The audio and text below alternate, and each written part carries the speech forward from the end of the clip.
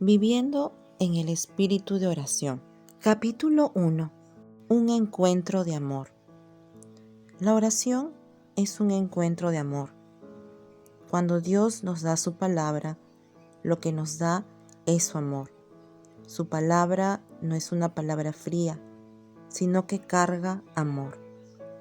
Siempre que Él nos da su palabra, nos da su amor, su corazón, su voluntad. Cuando decimos, hágase tu voluntad, le estamos diciendo, hágase tu amor, porque su voluntad está llena de amor. Al darnos su amor, Él siempre toma la iniciativa porque Él nos amó primero y siempre nos está buscando. Pareciera ser que nosotros lo buscamos a Él, pero es el Señor quien nos busca a nosotros con su amor. La oración es un encuentro de amor. Cuando Dios te habla, no te da una palabra fría, te da su carga. Su palabra carga su amor. Y si no hay amor, no es oración, porque la oración es siempre un encuentro de amor. Entonces, su amor es ahora tu amor. Amas con su amor, deseas su deseo, tu voluntad es su voluntad, porque el amor de Él se fusionó en ti. Esto es la oración. Dios tiene una palabra. Esa palabra es amor, su amor. Ese amor viene a tu corazón y se fusiona, y ahora amas con su amor. La oración es un encuentro de amor. Eres uno en Él. Ese amor que Él pone en ti, esa palabra, esa voluntad, quiere salir de tu interior y te empuja a orar. Por eso, cuando lo haces, experimentas su amor. El amor del Señor siempre pujará por salir y saldrá como una oración. Al orar, lo que soltarás no será solamente una carga o una palabra, sino su amor. Cuando hablas su palabra, cuando expresas su amor, Dios actúa. Dios siempre actúa por su amor. Entonces, si no oras, si no hablas, Dios no va a actuar. Pero si oras, Dios actúa. Esta es la razón por la que es tan importante que oremos en las 4 dimensiones. Observa el siguiente versículo. Mis ovejas oyen mi voz, y yo las conozco y me siguen. Y yo les doy vida eterna, y no perecerán jamás, ni nadie las arrebatará de mi mano. Juan 10, 27 al 28. Al analizar este pasaje, observamos que tiene 3 partes. Primero, Dios nos habla, nos pone su palabra que carga amor. Segundo, seguimos esa palabra y la hablamos.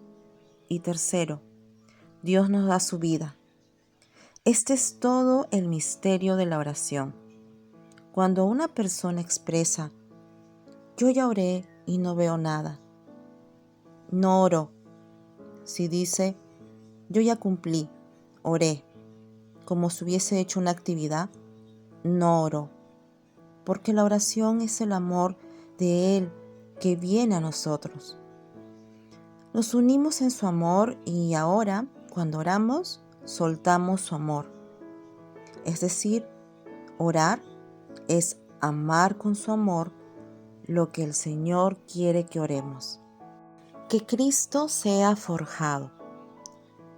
Orar en las 4 dimensiones significa orar por toda nuestra familia, porque toda nuestra casa tiene que venir a Cristo, por nuestros amigos y compañeros, porque Dios no nos puso en el trabajo en que estamos solamente para que crezcamos económicamente, sino porque la gente que está con nosotros tiene que recibir al Señor, por los vecinos y los conocidos. Dios nos puso en el barrio donde vivimos para que oremos por la gente de allí y también por los desconocidos. Ahora bien, en alguna de estas áreas puede haber algún enemigo, alguien con quien nos llevamos mal. Quizás se trata de un familiar, de un compañero o tal vez de un desconocido. Entonces nos va a costar soltar la oración. ¿Qué hacemos en este caso? Necesitamos perdonar. Supongamos que Dios nos dice, quiero que ores por esa persona, pero nosotros estamos enojados, con resentimiento. Allí, en ese caso, necesitamos pedirle perdón al Señor para que Él nos restaure. Cuando oramos, soltamos el amor de Dios y nadie resiste su amor. Todos nosotros estamos en el cuerpo porque alguien oró por nosotros. Todo lo que Dios hace, lo hace por la oración, porque ella es la expresión de su amor. Su palabra tiene poder porque carga el amor del Señor. Y en el amor no hay temor. El amor vence cualquier obstáculo que se le pone por delante, porque el amor de Dios todo lo puede, todo lo cree, todo lo espera. El amor tiene el poder del Señor. A medida que oramos, Dios nos va agregando nombres y va ajustando nuestra oración. ¿Qué quiere decir eso? Si estás orando por un vecino, por tu amigo y por esa persona que Dios te mostró en la calle, y le estás diciendo, Señor, son tuyos, van a estar en el cuerpo conmigo, Dios te llevará a ajustar esa oración y te dirá, ahora quiero que ores esto. Un matrimonio se había mudado a un barrio nuevo. Hicieron su lista de nombres y empezaron a orar. Señor, oro por este vecino de la izquierda. Oro por su casa. Son tuyos, Señor. Pero después Dios les ajustó la oración por lo que oraron. Señor, permite que me encuentre con el vecino de manera imprevista. Eso fue lo que Dios les dijo que oraran. Al día siguiente, el vecino les tocó el timbre. Quería decirles que el hijo del matrimonio se había peleado con el suyo por el triciclo. El matrimonio dijo, gracias Señor, no nos imaginábamos que iba a ser así el encuentro. Dios hace como quiere. Luego, Dios le indicó al marido que ajustara su oración y le dijo, ahora ora para que puedas conversar con tu vecino de algo que les guste a los dos. Pasó una semana y el hombre se mantuvo en esa oración. Un día, el vecino le hizo un comentario respecto a un partido de fútbol y ambos terminaron conversando, animados sobre el tema. Después, Dios le dio una nueva oración. Señor, permite que lo pueda llevar a la iglesia. Pasó un tiempo y lo llevó a la iglesia, y el vecino recibió a Cristo. Luego oró, Señor, permite que alguien lo discipule. De esta manera, Dios nos va ajustando la oración hasta que todas las personas vayan al Señor. Hay poder cuando hablamos las palabras que Dios nos dice que hablemos. Una autora que estuvo como misionera en China, Rosalind Rinke, cuenta en uno de sus libros sobre el día que un carpintero fue a hacer una reparación en la casa.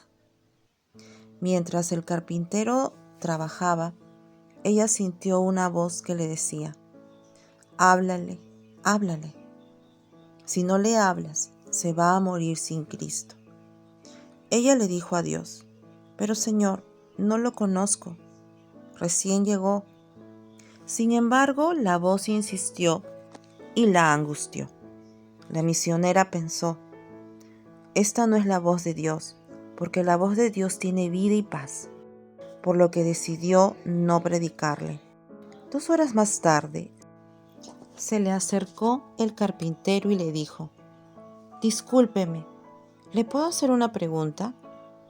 Hace un par de horas que estoy trabajando aquí y vi un cuadro que usted tiene colgado.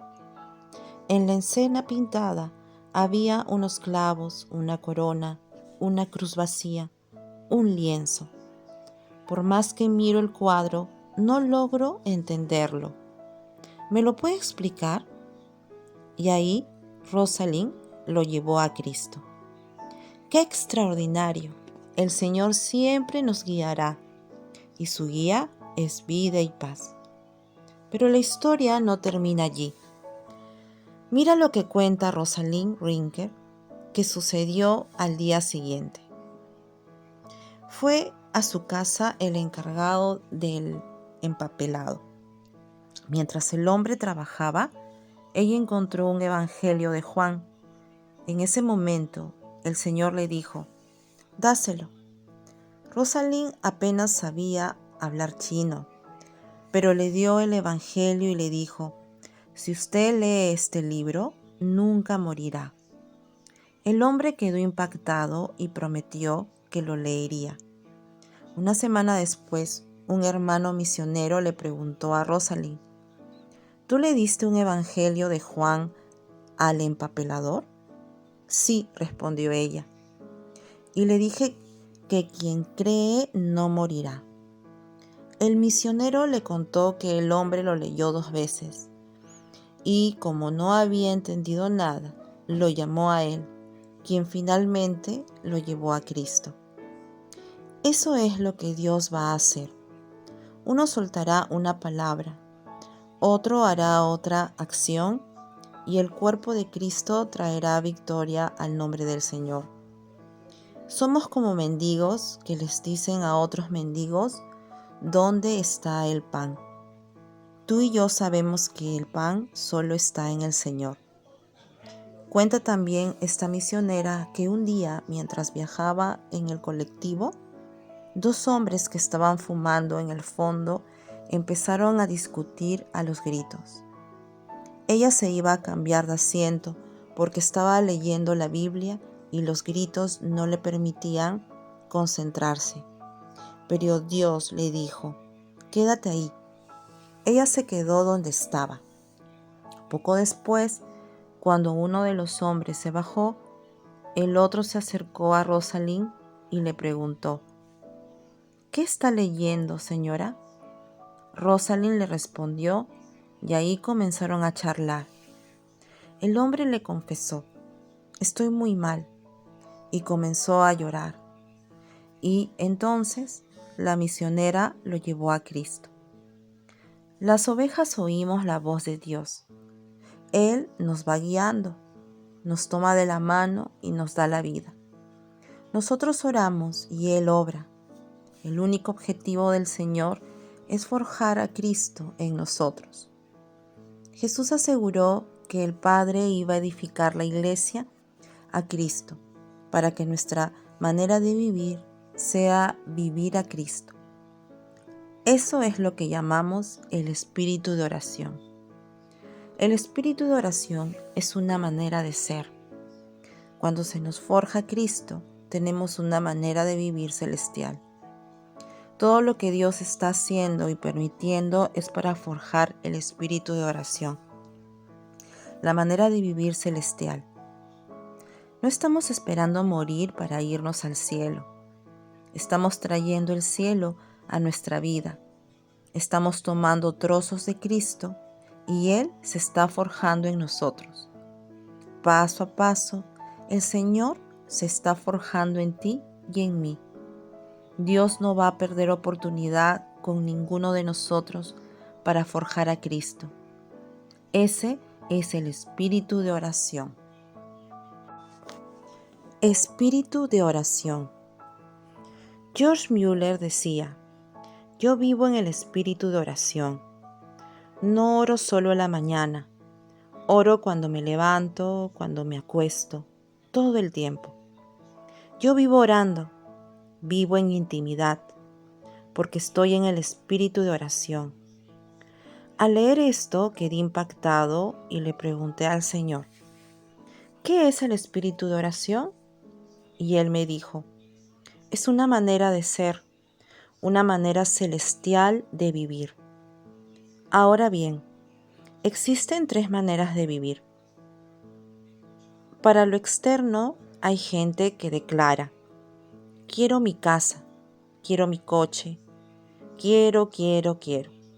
Son personas que viven para el ascenso, para viajar, para el vivir externo. B, para uno mismo. Hay gente que vive para lo que siente, le gusta y la hace feliz. C, para lo verdadero. Vivir a Cristo, cuando vivimos a Cristo, empezamos a vivir de verdad, porque la vida es Cristo, la vida eterna es que lo conozcamos a Él. Y eso es lo que el Padre está haciendo, que la vida del Cristo se forje en nosotros. Así es vivir de manera celestial, vivir a Cristo, que Cristo crezca en nuestro interior. Meditar sobre este tema me llevó a preguntarle, Señor, ¿cómo es que Cristo se forja en mí? ¿Cómo es que Cristo crece en mí? ¿De qué manera? Y el Señor me mostró lo que a continuación quiero compartirte. El primer modelo es el creyente que cree que ahora que recibió a Cristo, Dios está para satisfacerle sus necesidades. Entonces pide, no tengo auto, Señor, dame el auto. Cuando Dios le da el auto, le pide, dame para la nafta. Y después ora por el garage. Cuando ya tiene el garage, le dice, Señor, sana a mi perrito. Vive en la oración calecita. Me falta esto, dámelo. Me falta aquello, dámelo. Señor, ¿por qué no me das lo que te pedí? Este tipo de creyente es el que se congrega cuando le sucede algo, cuando le falta algo, cuando alguien está enfermo. Toda su vida gira alrededor de sus necesidades. El segundo modelo, un tanto mejor, es el creyente que dice, yo recibí a Cristo y quiero mejorar. Tengo mal carácter, pero lo voy a superar. Me deprimo, pero voy a superar eso también. Va mejorando, pero a través de la ley declara, me voy a esforzar para ser un buen cristiano. Me voy a esforzar porque el Señor dice esto en su palabra. Así, mediante el esfuerzo, la persona intenta ser mejor, porque cree que el Señor vino a mejorarnos. Sin embargo, la vieja creación no se mejora.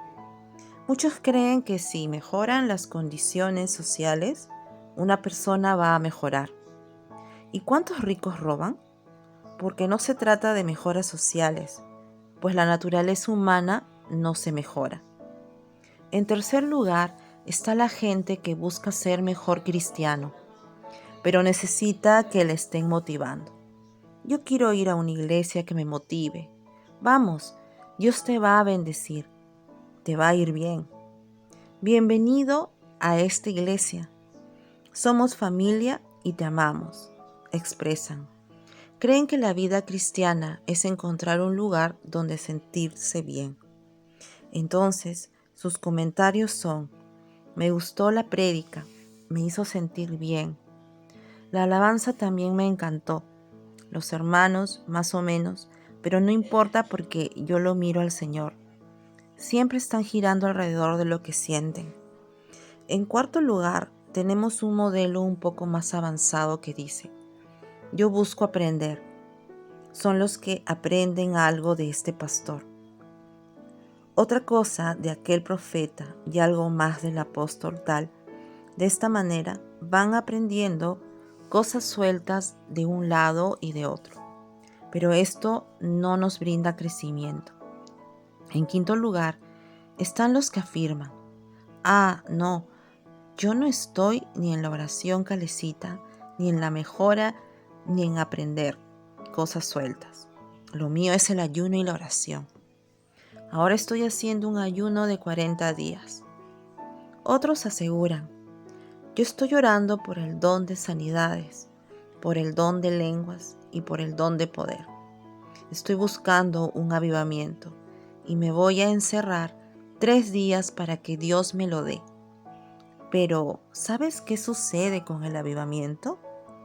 Si bien es glorioso, porque Dios se suelta, así como aparece, desaparece. Estudié todos los avivamientos de la historia y todos empezaron y terminaron. Ninguno de estos modelos sirve. ¿Cuál es el modelo correcto? El modelo del espíritu de oración, que es crecer cada día y que Cristo se nos vaya añadiendo. Como me decía mi maestro de clarinete, Salomón, Luisito, 1 hora todos los días, que no falte 1 hora diaria. Recuerda, Cristo se forja por crecimiento día a día, poco a poco, hasta el último día de nuestra vida. Jesús dijo, yo soy la vid, ustedes son las ramas. Juan 15:5. ¿Y qué van a dar las ramas? Fruto. El fruto es tu herencia. Tendrás resultados maravillosos y celestiales. Ahora bien, ¿es un milagro que el manzano dé manzanas? No. El manzano simplemente existe para dar manzanas.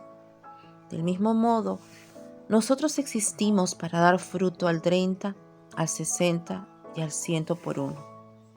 Tu vida va a dar fruto cada año, cada mes, cada día, y sin que tengas que hacer nada. Si le preguntamos al manzano, ¿podrías darnos tu secreto para dar fruto? Él no nos diría, mejoro todos los días, ni hice un ayuno de 40 días. El manzano nos respondería, tengo mis raíces, absorbo los nutrientes, recibo la savia. La vida desborda de mí y ese desborde de la vida es el fruto. Eso es lo que el Señor va a hacer todos los días. Él va a fluir en nosotros y el fruto llegará solo. No hay que esforzarse para dar fruto. El fruto es el resultado de vivir a Cristo cada día, de decirle a diario, te amo, Señor. Eres el Rey de mi vida.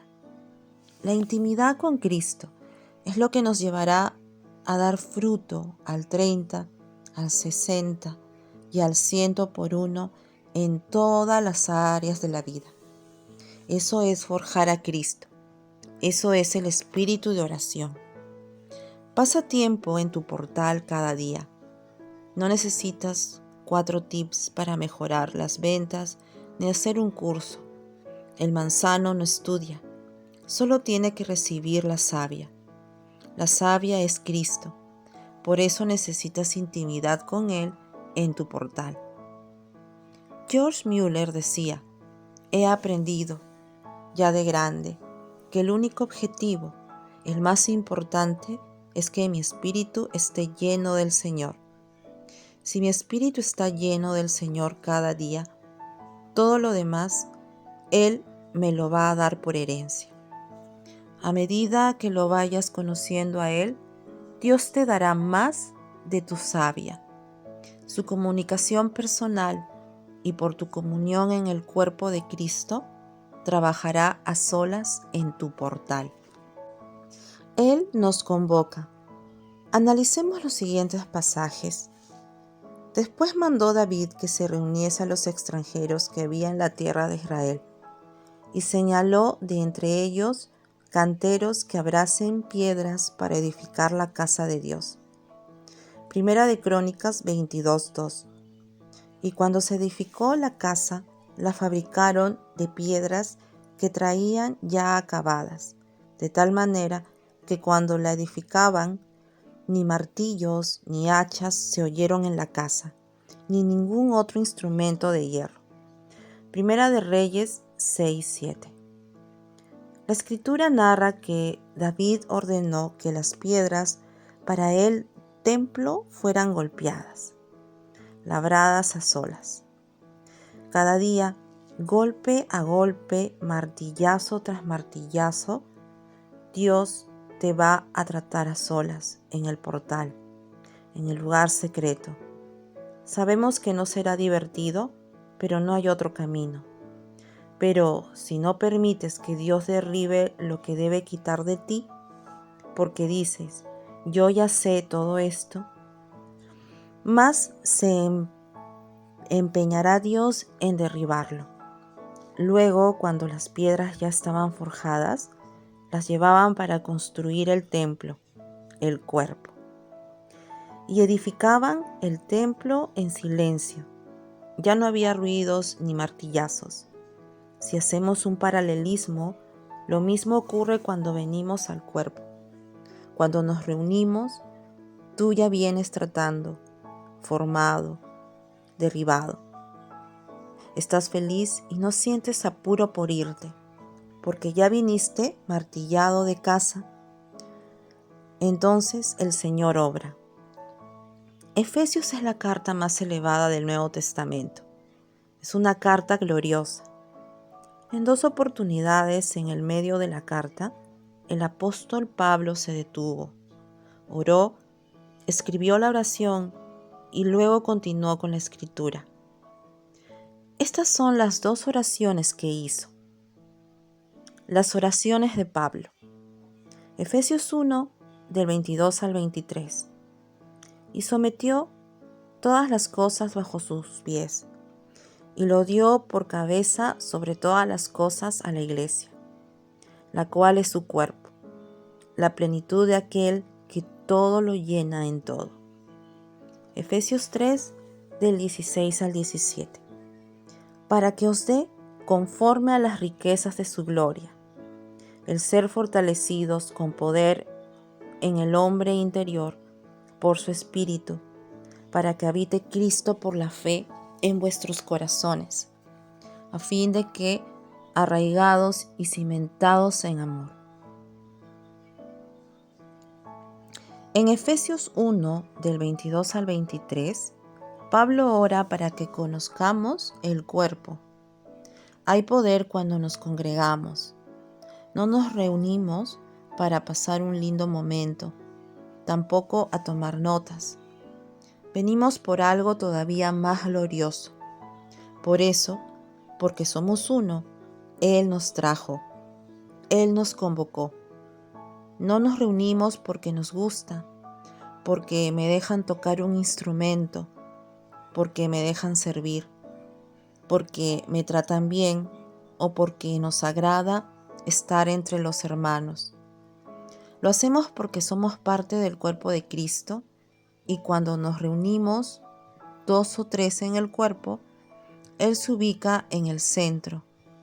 Y si Él está en el centro, el Padre nos da todo lo que le pedimos, porque Dios le dio autoridad a la iglesia sobre principados y potestades.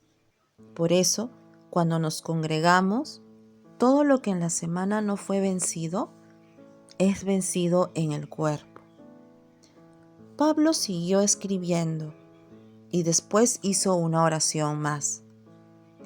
En Efesios 3, del 16 al 17, su oración habla de la intimidad, de lo privado. Cuando nos reunimos, damos la orden, soltamos la palabra y Dios comienza a darnos testimonios, a multiplicarnos, a bendecirnos. Todo lo que no funcionó en la semana es porque Dios lo reservó para hacerlo juntos en el cuerpo de Cristo. Cuando estamos reunidos, todo desaparece. El que está al lado, el horario, lo que tenemos que hacer después, el partido, el sueño, el cansancio, los dolores e incluso nosotros mismos. Y Él se manifiesta. Tocamos el cuerpo de Cristo y se libera el poder. Sin embargo, también Pablo insiste, no descuiden su vida personal, no descuiden su portal, a la noche, al acostarte, medita una promesa, sobre todo si tienes problemas para dormir. Quédate con esa palabra en lugar de mirar televisión. Por ejemplo, lees: en paz me acostaré y asimismo dormiré, porque solo tú, Jehová, me haces vivir confiado. Y te quedas con eso orando. Tú me haces vivir confiado, Señor. Tú me haces descansar. Descanso en ti, Jesús. Hasta que la palabra duerma. Cuando te levantas, lo primero que debes hacer es decirle: te amo, Señor. Este día está lleno de tu presencia. Amén. María Magdalena fue hasta la tumba, pero el cuerpo de Jesús no estaba. Cristo se le apareció y ambos tuvieron una breve charla en la que el Señor le anunció: voy a mi Padre, a vuestro Padre, a mi Dios, a vuestro Dios. Y la mujer corrió a avisarles a los discípulos. Ese mismo día, a media tarde, iban dos hombres conversando sobre lo que había ocurrido con Jesús. El Señor se le unió en la caminata y les preguntó: disculpen, ¿de qué están hablando? Ellos le explicaron: ¿no te enteraste? Lo mataron al pobre Jesús. Fue entonces que el Señor les dijo: ¿pero ustedes no leyeron que Él tenía que venir, que Él era el arca de Noé, que Él era la ofrenda de Abel? Y comenzó a explicarles todo el Antiguo Testamento. Los hombres le pidieron que se quedara con ellos. Se sentaron a comer y Jesús partió el pan. Y cuando partió el pan y se los dio, se les abrieron los ojos y exclamaron: ¡es el Señor! En ese momento Jesús desapareció. ¿Y qué hicieron los dos hombres? Salieron corriendo. ¿A dónde? A donde había ido María Magdalena con los apóstoles. Estaban todos reunidos cuando de pronto entró Magdalena y les anunció: vi al Señor resucitado. Y luego llegaron los otros dos. Vimos al Señor, estuvo con nosotros. Todavía estaban hablando cuando apareció el Señor en medio de todos. Así sucederá con nosotros. Dios nos trata en lo privado y en el cuerpo. Estando en el cuerpo, les sopló y les dijo: tóquenme, miren, soy yo. Y comió con ellos. Lo que Dios te da en privado nunca será lo mismo que lo que te da en el cuerpo.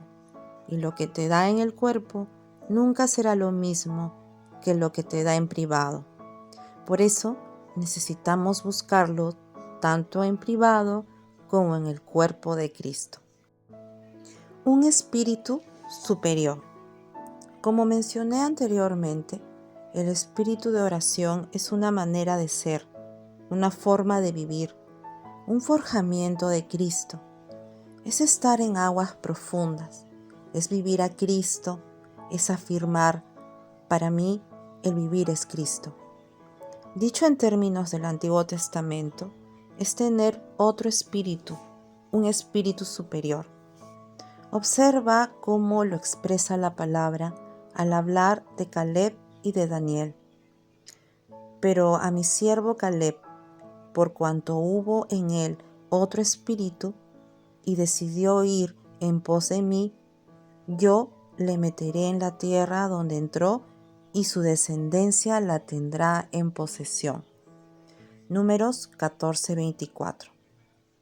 Caleb tenía otro espíritu, otra manera de vivir, al igual que nosotros que tenemos otra manera de vivir. La gente vive vidas de dolor, pero nosotros tenemos la vida de Cristo. Otro vivir, pues no vivimos como el mundo. Estamos en el mundo, pero tenemos a Cristo. Por eso tenemos otro espíritu, el Espíritu Santo de Dios. Pero Daniel mismo era superior a estos sátrapas y gobernadores, porque había en él un espíritu superior, y el rey pensó en ponerlo sobre todo el reino. Daniel 6:3. Nosotros tenemos una manera de vivir distinta porque tenemos a Cristo. No somos mejores, somos mendigos, pero ya sabemos dónde está el pan y tenemos hambre del Señor. Por eso le dije, Señor, guíame, y me puse a investigar. El Señor me llevó a 8 personas con 60 o 70 años en Cristo que no se encuentran en Instagram o Facebook, sino personas anónimas que están en la iglesia y llevan una vida de amor e intimidad con Dios. Y en esas entrevistas aprendí que el espíritu de oración es un Cristo crecido. Lo que observé en las 8 personas que entrevistamos es que tienen conciencia de su presencia en todo momento. Ellos saben que el Señor está ahí, a su lado, aquí y ahora, cuando están lavando, caminando o hablando con alguien. Ven y tocan a Cristo en todas las circunstancias, en todos los momentos, en todas las cosas. Nosotros, en cambio, quizás tocamos su presencia en una reunión y comentamos, wow, el Señor se manifestó. Qué hermosa es su presencia. Pero no volvemos a tocarlo hasta el próximo encuentro. Después, tocamos la presencia del Señor en el portal u orando y ya tenemos algo más de conciencia de su presencia. Pero el espíritu de oración consiste en que desde que nos levantamos hasta que nos acostamos, en medio del trabajo, mientras caminamos o comemos, le digamos, Señor, estás aquí, estás conmigo. Entonces nunca más diremos, Dios me abandonó. ¿Dónde está Dios ahora? ¿Por qué no lo siento? Casi todas las personas que entrevistamos expresaron, yo estoy delante de Él. Me doy cuenta de que Él está ahora presente. Y con ese, ahora no se refieren solamente a la reunión, sino a cada momento, a la conciencia permanente de la presencia preciosa del Señor, donde no solo saben que Él está, sino que es hermoso y maravilloso. Todas estas personas con tantos años en el camino del Señor que entrevistamos, afirmaron entre lágrimas de amor, Él es hermoso, Él es todo para mí. No existe nada mejor que la presencia del Señor. Ellas descubrieron que Cristo es todo, que es el mejor tesoro. ¡Qué belleza! Otra característica es que el espíritu de oración, cuando va creciendo, nos va llenando de Cristo. Cuando tú y yo hablamos, tenemos testimonios para contar. Sin embargo, hay creyentes de muchísimos años en el Señor que no tienen nada para hablar de Cristo. No te hablan de Él. Pueden contarle de su ministerio, de su servicio, de las reuniones a las que fueron, pero no de Cristo, porque Él no creció en ellos. Crecieron las reuniones, los encuentros, los seminarios, pero Cristo no creció. En cambio, cuando se forma el espíritu de oración, comienza a haber más y más testimonios. Toda esta gente a la que le pedí que me compartiera, al menos uno, tenía cientos de ellos. La mujer de 95 años me dijo, Bernardo, yo pensé que me iba a jubilar, pero Dios me puso un geriátrico enfrente de casa y me dijo, ahí te di el ministerio de los geriátricos. Ahora cruzo la calle y sirvo al Señor en ese lugar. Había una viejita de 102 años que no veía ni oía. Las mujeres me sugirieron, ¿por qué no oras para que parta la presencia del Señor? Pero el Señor me dijo, ora para que venga a mi presencia, pero primero llévala a Cristo. La llevé a Cristo y luego declaré: Señor, está en tus manos. Al otro día partió. Yo sé que está con el Señor y un día la voy a volver a ver. ¡Qué lindo! Ese es un testimonio de vida fresca. El espíritu de oración te hace rico en testimonios, en hablar de Cristo, en contar experiencias con el Señor. Esta misma hermana que lleva un cuaderno de oración me contó otro testimonio. Un día, a las 2 de la tarde, mientras estaba trabajando, Dios me dijo: ora por tal persona. Y me vino el nombre del pastor. Señor, es tuyo. Oré y anoté el nombre en mi cuaderno. Una semana después, vi al pastor en la reunión y le dije: ¿le puedo hacer una pregunta? ¿Dónde estaba el lunes a las 2 de la tarde? El hombre me respondió: estaba volando. Tenía que dedicar un lugar. Así que alquilamos una avioneta. En medio del vuelo, nos quedamos sin combustible. Nos íbamos a estrellar, pero entre las 2 y las 2:30 de la tarde, el piloto logró aterrizar. Dios nos cuidó. La hermana le dio gracias al Señor por guiarla a orar. ¿Estás preparado para experiencias así de hermosas? 3 personas estaban orando en una casa. Le estaban pidiendo dirección a Dios. Señor, ¿por quién quieres que oremos? De pronto, sintieron en su espíritu que debían orar por alguien que estaba pasando frío. Afuera estaba helando, pero aún así, ellos recibieron la indicación de salir a buscar a esa persona. Así que se abrigaron y salieron. A pesar del frío, comenzaron a caminar y caminar, sin encontrar a nadie. Finalmente, hallaron a una mujer, sola y abrigada, pero con un rostro de muerte. Se le acercaron y le dijeron: venimos de parte del Señor. Acá estamos. La mujer comenzó a llorar y les confesó: me quise matar y le dije a Dios: si existes, que venga alguien a mí. Qué extraordinarias las cosas que hace el Señor. Eso es el espíritu de oración, la guía del Señor. El carácter de quien tiene espíritu de oración es aquel que reconoce ser nada y puede decir: no soy nada, Él es todo. Todos declararon: no sé si les va a servir lo que te estoy compartiendo. Yo no sé si sé orar, creo que no sé orar.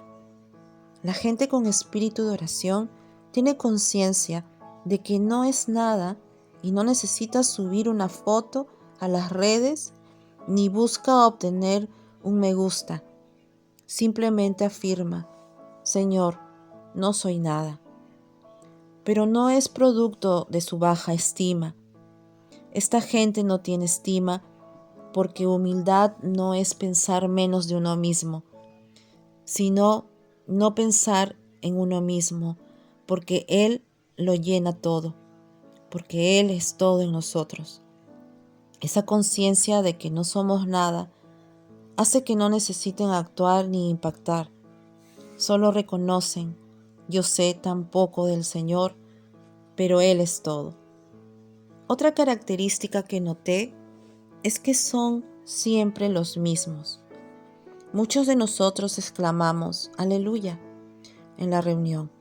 Sin embargo, 10 minutos después, en la calle, cuando un conductor nos arroja el auto encima, gritamos enfurecidos. Somos de una manera en un momento y de otra en otro. No trates de tener el espíritu de oración. Eso lo hace el Espíritu Santo. El Señor irá tomando áreas privadas de tu vida y como tendrás conciencia de Él, de que Él está, de que Él te ve, de que Él te ama, el Señor empezará a derribar y añadir de Cristo, a hacer que seas consciente de su presencia en la salud y en la enfermedad, en pobreza y en riqueza, para que siempre seas el mismo y digas: todo lo puedo en Cristo que me fortalece. Cristo les ganó a las circunstancias. Gloria al Señor. Un hombre tenía 6 hijos, todos no cristianos. Lo fue a ver a George Mueller y le dijo: hermano, a usted Dios le responde las oraciones. ¿Qué consejo me da? Mueller respondió: ore, pero ore creyendo que Dios le va a responder. Pasaron 6 años y el hombre se volvió a encontrar con él. El hombre le comentó: hermano, ¿se acuerda de mí? Me dijo que orara y esperara a la respuesta. 5 de mis hijos se convirtieron a los 2 meses, pero el sexto todavía no. Mueller contestó: sigo orando y esperando la respuesta. No te rindas, porque si Dios te lo dijo, Él lo va a hacer. Persevera en la oración hasta ver la respuesta divina. Eso es el espíritu de oración. Las circunstancias no te mueven. Otra característica sobre el espíritu de oración es que nos hace adaptables, ya que Él rompe nuestras formas. Por ejemplo, si dices: yo necesito levantarme a tal hora y tomar un café en silencio, Dios derribará ese método y te hará como un pegamento apto para lo liso, para lo curvo y para todas las formas, porque Él derriba tus formas y te hace adaptable. Estás con alguien que no te habla y no te molesta. Estás con alguien rígido, agresivo y no te afecta. Estás con alguien amoroso y tampoco te afecta. Porque ahora Cristo ha tomado forma.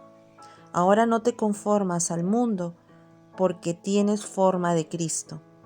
Todo lo puedes en Cristo y las circunstancias no te mueven. El espíritu de oración es una manera de vivir, una manera de ser. ¿Estás creciendo en el Señor? Ese tiene que ser tu foco. Cuando la esposa de Potifar buscó a José para tener relaciones sexuales, él le dijo: yo no podría pecar contra Dios. Eso es el espíritu de oración, la conciencia de la presencia. Esa conciencia preciosa nos hace tener experiencias con Él, conocerlo más. Si te preguntara: ¿qué viste de Cristo esta semana? ¿Qué te enamoró del Señor? ¿Qué te habló hoy? El espíritu de oración te haría hablar, porque te da un carácter que reconoce que no eres nada, pero no por baja estima, sino porque no hay estima. Él es todo, todo es por su gracia, por rendirse y orar al Señor. Ahora mismo puedes decirle: Señor, fórjate en mí. Quiero tener conciencia de tu presencia, conciencia de que el espíritu de oración es Él, que está conmigo y me está viendo. Observa los siguientes pasajes de Hechos 13. Hechos 13:1.